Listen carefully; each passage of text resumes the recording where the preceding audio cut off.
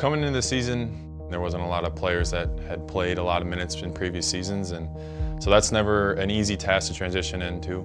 Obviously, when you have a whole bunch of seniors that graduated in front of him, now it's, instead of worrying about Bronson Kading and Nigel Hayes and Vito Brown, they can really zero in on Ethan Happ. He's gone from being the youngest to now the oldest, the most experienced. So with that, obviously the attention from the outside has increased. Happ drives by Durant Davis, reverse layup is good.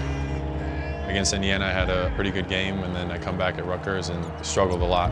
Back to Happ, that's a push-off and an offensive foul. I deal with being almost a scapegoat. If we win, good job, Badgers. If we lose, what's wrong with Ethan? Like, what happened there?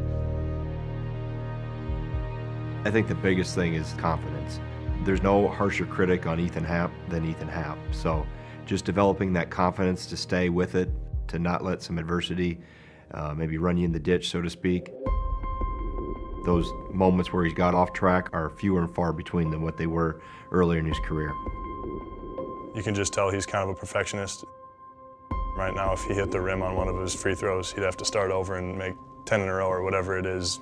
Things have to be done the right way in order for him to consider them finished.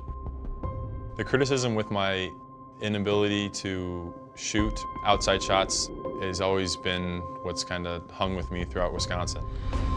And I think the biggest thing is mental. He's continually trying to work on his outside game. It's not a point where it's going to be blossomed yet, but I think over time he'll eventually get to a point where his outside game can be a part of his weaponry, so to speak.